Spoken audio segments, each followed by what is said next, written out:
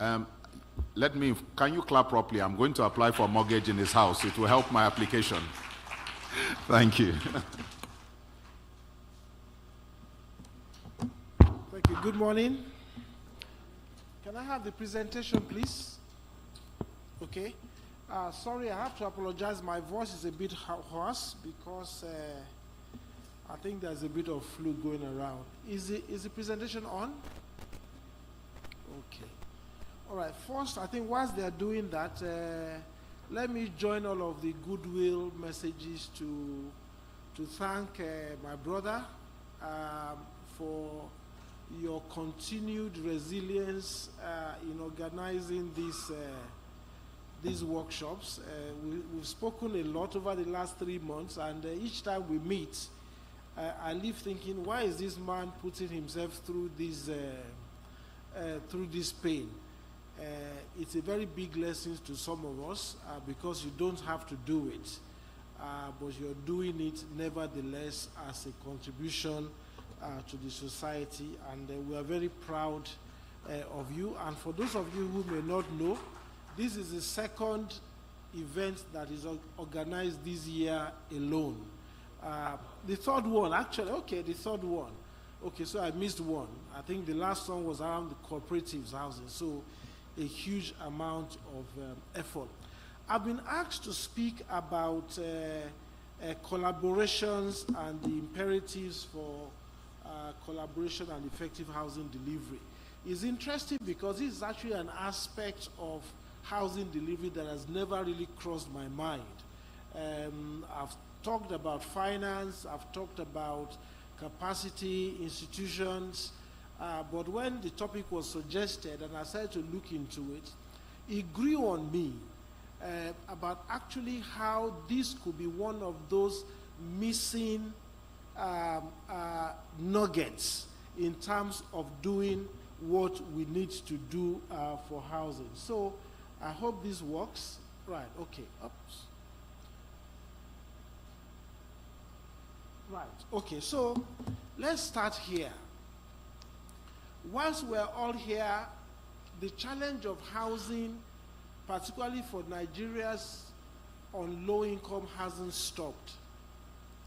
In the 30 minutes or so that I expect to stand up here engaging with you, about 750 families across some of our urban centers will be moving in. There will be new arrivals, leaving some of our rural areas and arriving in any one of our 28 urban areas with a population of more than 2 million people. And that's not counting those who are moving to some of the secondary towns.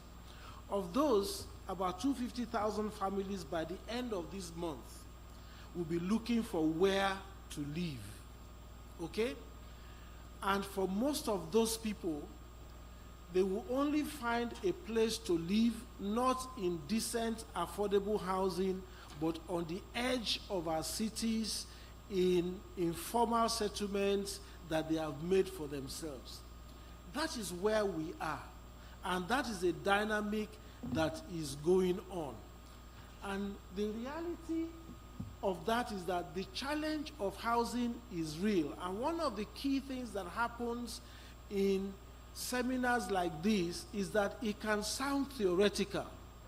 But when you go out there, the issue of the lack of decent housing is a real one. This morning, coming here through the Bagger Junction, you will see people who have been sleeping overnight under the bridge. So this is a real issue with a real impact on human life. But the second aspect of that reality is actually that over the last 30 years, we have been falling backwards. It is now much more difficult for a Nigerian on medium or low income income to have access to affordable housing than it was 30 years ago. So when we expect progress, the truth is that in spite of a lot of our discussions, in spite of a lot of our attempts, sometimes very well-meaning attempts, in spite of a lot of the programs, and over the last 30 years, we have had 9 housing development plans. The result has still been that the dream of housing that is affordable and accessible is farther away today for an average Nigerian than it was 30 years ago.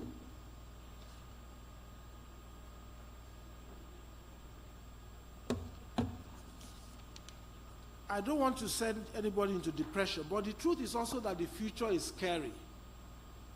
And the scariness of the future is that every credible source and study tells us that by 2050, so that's 25 years from where we are now. And when I look at the audience here, I think most of us will be alive in 25 years' time. Nigeria will have a population of just under 450 million people. That's more than double the population that we have now. That is the future that is ahead of us. And sometimes it concerns me that our approach to it, our approach to the housing problem is lackadaisical, as if nothing is really happening, as if nothing is changing, as if we are not actually seeing a serious crisis coming our way. Okay? So and I'm really hoping that before I get into the issue around collaboration, that what we need to grasp and understand the context in which these discussions are taking place. That our demography is moving at such a pace that if we don't do something about it, we will face very significant social and economic consequences. But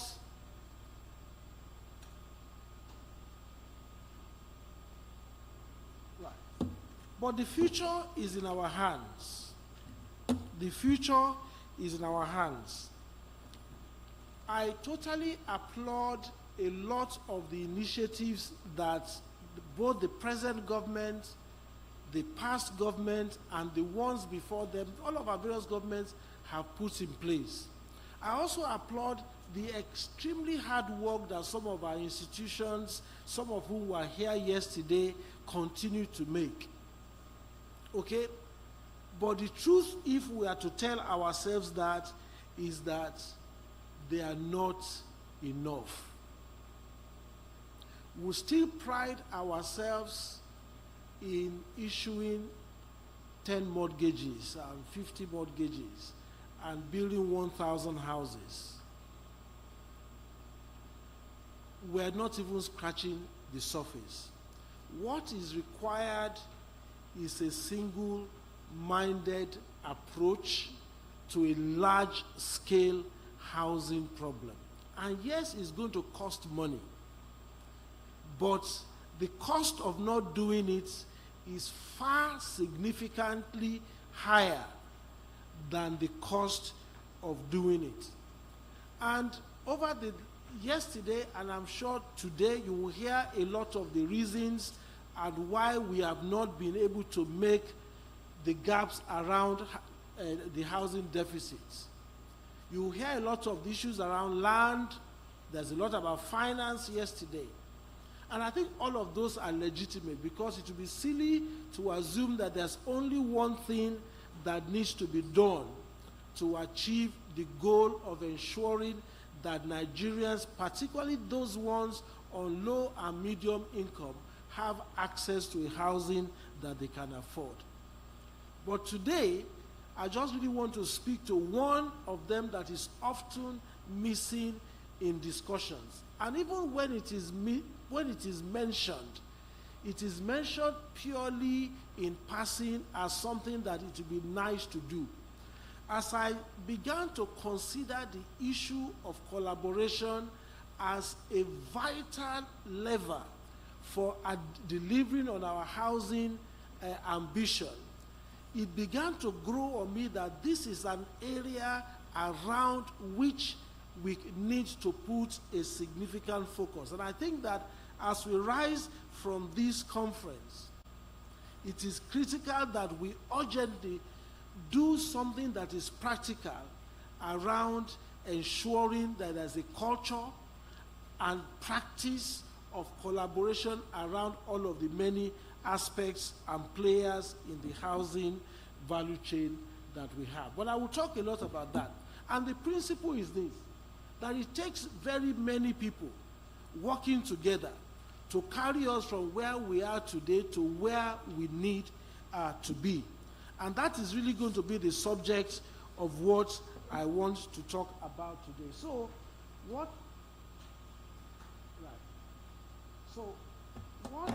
is collaboration all about? So we talk about collaboration and partnerships, and generally speaking, the impression that I get is that collaboration ends when an MOU is signed and it is on the web page or on the newspapers, and that is collaboration. No, that era must end. It is of no consequence. Heading, and I'm equally guilty, heading some of these, an institution in the past life, I signed many MOUs. But actually, I can guarantee you that many of them did not deliver a single house. We must stop that. Collaboration must mean collaboration. And it must be no longer an option. It must now be a clear requirement that we need to ask of ourselves to do. So, what are the urgent needs for collaboration if it's going to deliver on housing? Let me share 4 thoughts with you, and I'll spend a lot of time. The truth is, the scale of our housing challenge, which I just intimated you about, it is estimated that if we are going to cover just about 70% of housing deficit up to 2050, we need to build close to 100 million houses. We are nowhere near doing that. We are barely doing 200,000 a year, if anything like that. No one institution on their own has a chance in hell of addressing the issues that relate to the delivery of housing. So we must get our heads out of this silo mentality that it is all about me. And we have a culture. Anytime there's a new initiative, everybody runs in that direction and abandons one. When there's a new one, everybody runs in that direction. That is just, we're not thinking. It's just not thinking. It must be a clearly thought out fact that everybody, no matter how small, no matter how big, is required. All hands need to be on deck to deliver this challenge. The second one, and I have to borrow from our mother's proverb. I've never heard that proverb before. That on their own, most, in fact, all of our institutions, I must say that, are weak and undercapitalized compared to the scale of the challenge. They are not in the game. So as Mama said, Allah, Arofejo was Kusese. I don't know if you don't, that is deep. That a cripple wants to dance. There is dance inside the cripple, but the leg cannot allow the cripple to dance.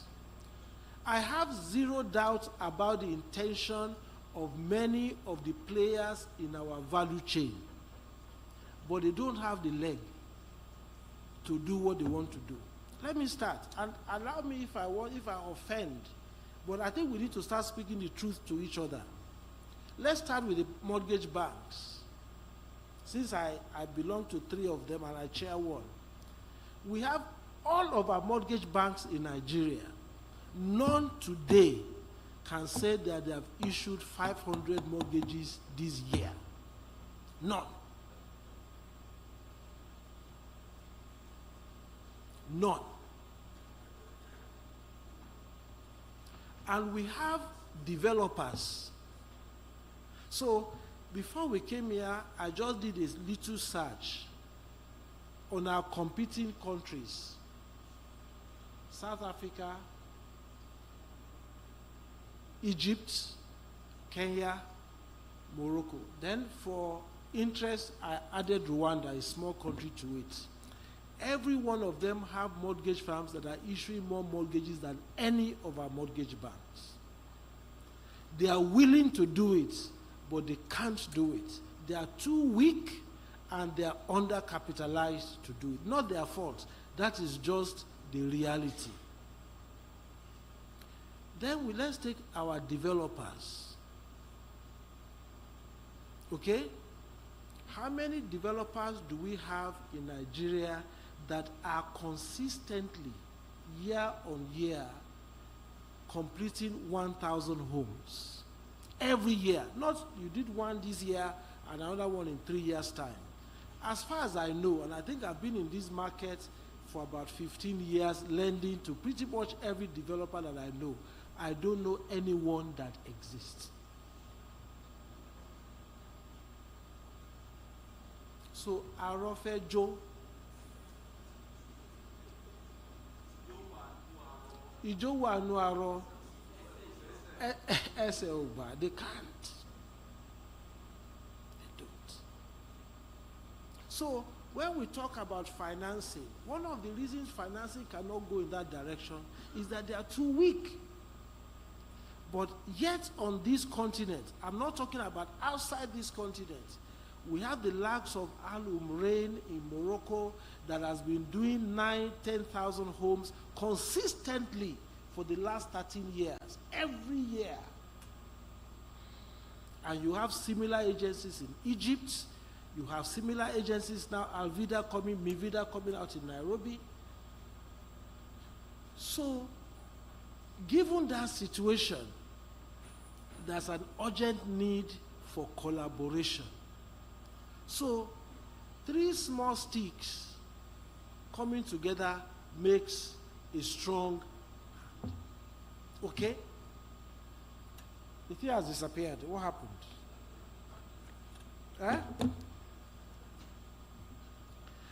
The third reason I want to give is that the housing market is an ecosystem. Is an ecosystem and needs all the parts to be working. One of the biggest mistakes we have made and continue to make, and the reason why all of the 9 housing policies and housing plans that have been implemented, that have been developed in Nigeria over the last 40 years, only one of them achieved a 16% success rate. 16%, that's a straight F. So they all failed. But the top performer scored 16%. It's because they were all designed to tackle one part of the problem. And I can give examples. Okay? But let me not cause trouble because I can be attacked. But you know, this one was set up to deal with this, and they forget everything else. No, it cannot work. We have to look at, somebody said, I don't know whether it was Olivier in our presentation or yesterday, about dealing with housing is a system. You deal with building materials, you deal with design, you deal with land, you deal with institutions, you deal with finance. All of those need to work together. If you don't deal with all of those, you may solve one problem, but another problem that you have not solved will make sure that the one you solved never existed. And that is the reason when Shagari, which was probably the most in terms of housing, rising up the political landscape. For those who are old like me, you know that the campaign promise of the MPN in 1979 was housing. In fact, the name of the party was, who can remember? Mr. Huthman, MPN, What was their name? Egbe Onile. That's what they were called. Egbe Onile they were called. Housing was the fulcrum of the Shagari party at that time. And that was it. But it failed completely. If you are still driving across some parts of Nigeria and you observe, you see some of the houses still in the bush that are collapsed. Why? That program was purely based on building. It was build, build, build, build. But that was federal government. They never spoke to the state governments. So when it came to looking for land to build, some of the wicked state governments gave them land where nobody will live. Since all they wanted to build is just build. They went to build there and people refused to go there. So 40 years on, those houses are still unoccupied because nobody wanted to collapse. So they were solving the problem of production, but actually the other problem of engaging with the local community and the local market and the state governments, they ignored. And the result was a huge amount of waste. Finally, and I put the human body there as an example of this previous point I just made. It's just like the human body. You might have something here and where you feel the pain is here because everything is connected. So, and that underpins the need for collaboration. One of my biggest challenges with some of the ongoing efforts and some of the ongoing initiatives is that it continues along the trajectory of this silo thinking and the non-recognition of housing as an ecosystem that functions like any market does, like the human system does. And that means that almost inevitably, the potential for success will be significantly compromised. The final need for that, for the collaboration, is that, which is a build-up on the last point, is that the value chain for housing is totally disconnected. What is the value chain? So, if you ride a car, somebody is making the tire, somebody is making the bonnet, somebody is making the lights, and for your car to come out as you want it, at the price you want it, at the time you want it, all of those people must deliver in time to the right quality. They must sync with each other. Somebody puts it together, and pronto, there you get your car. And I put the picture of the pyramid there. People wonder how the pyramids were built centuries ago. But anybody who has studied it will tell you that the pyramids were built primarily by understanding the construction of those edifices as a system. Everybody needed to do their own part for it to happen. If one person, the guys who are mixing the mud, didn't do it well or on time, it's going to affect the fetchers, it's going to affect the pulley, and the pyramids will never have gotten built. So these are not new concepts. Everything of significance in our world, everything that matters has always happened because a series of things are working together. But what we have in Nigeria, perhaps not just us, is a totally disconnected value chain. So what do I mean by that? I left architecture school in 1987. The way that architects design houses then is still the way they are designing houses today. It hasn't changed. And I'm shocked because I'm thinking of every industry, even the injection that they give us in the hospital. The needle that we were having in 1987 is not the needle that they are giving us now. Everything has changed because they are responding to the market. The car that you are driving now, I saw the picture of a 404 that was sold in 1990 online. I said, Did we really ride this kind of car? It has moved on. So at every level of our value chain, then let's talk about building materials. No change. The designers don't know what the building material people are doing. The building material people don't know what the designers are doing. Then, for those of you who are in development, look at what your labor are doing. Our people are still using knife to try and cut tiles. Nothing. Nobody. There is no system to it at all. The value chain is disconnected. There is no plan, and therefore is no reason why, even for the federal government, in our current initiative, building houses, everything is 6 months, 9 months overrun, costs have overrun because the value chain is not. No. So the impact of that, we may just see an overrun, we may see time delay, but the impact of that is that the program has to what? Has to shrink. Because now we are going to, with the same money, we are building less houses. Our value chain is weak. So let me move. So let me start kind of trying to bring all of this together. And the real point really for people who are here, and it doesn't matter what part of the value chain you are, whether you are a developer, bank, a designer, contractor, everybody has a place, a part to play. If you want to go fast, you can go alone, but if you want to go far, we need to go together. So what are the potential collaboration channels that I see that I think are worth exploring? And I want to be a bit controversial around this. And excuse me if I offend.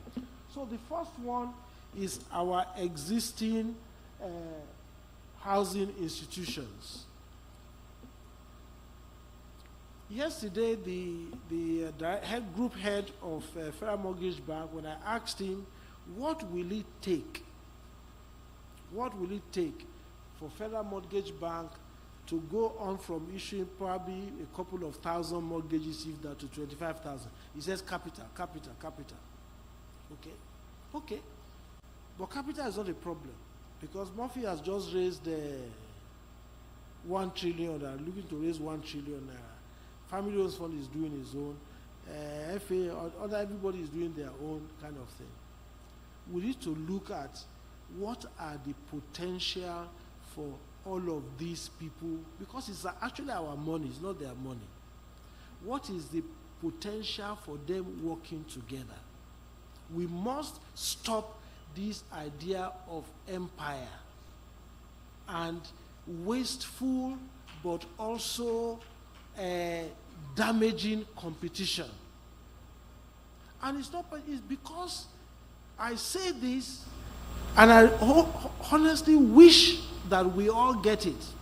If we don't deal with this issue of our demography, it will come back to haunt us in a big way. As far as I'm concerned, it's the most significant factor in our prosperity as a nation, is whether those 200 million people that will be added to our population will be pluses or minuses. If they are pluses because they have a place to live, they are productive because they can work, wow, we will be a great nation, safe and secure and prosperous. But if they come and all they can do is to sleep under the bridge and they have to hijack your car to earn a living, then it will be, I think we will have lost the nation. So this is beyond housing. It's a means to an end.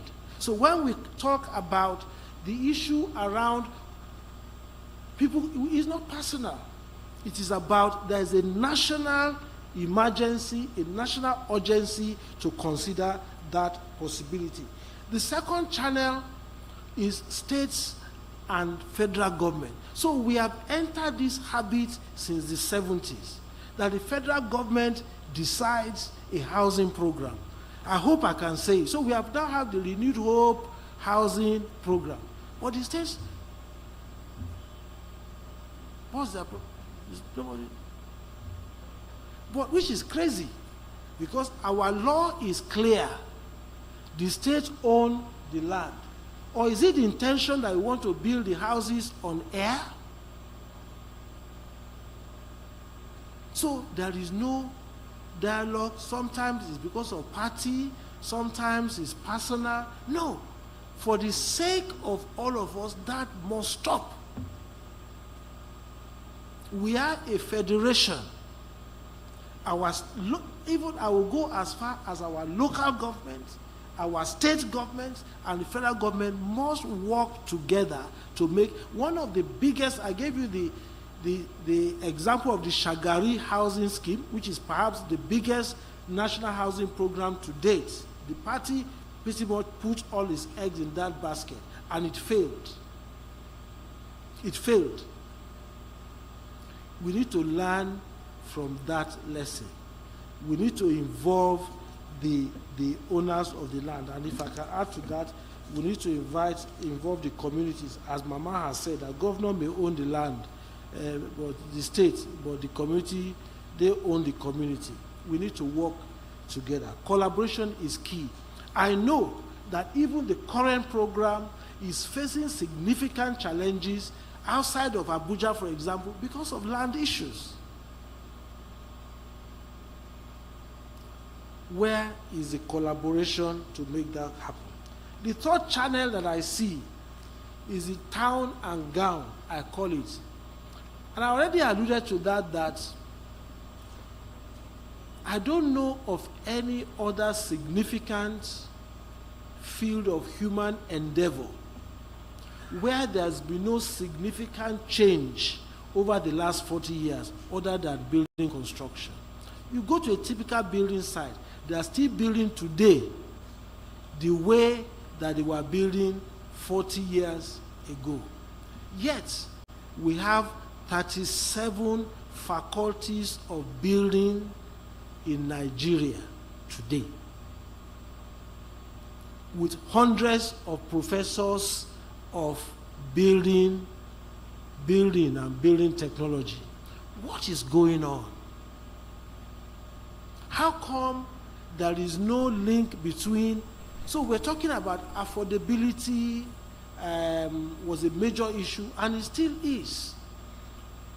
Where is the research coming? And if there is research, what is stopping the collaboration? Why is it not feeding into what people are doing? Is there a platform? Is there a means for collaboration that ensures that actually we can address this affordability? Yes, money will help. But the truth is, in 2016, McKinsey did a study of housing construction across various, mostly Sub-Saharan Africa and Southeast Asia. And that study is available online. And one of his findings on that study, 2016, was that the cost of construction in Nigeria was 350% higher than an equivalent cost of construction in India, for example. And we were about 180%, so that's 80% higher than in Nairobi. So there's a huge amount of inefficiency in our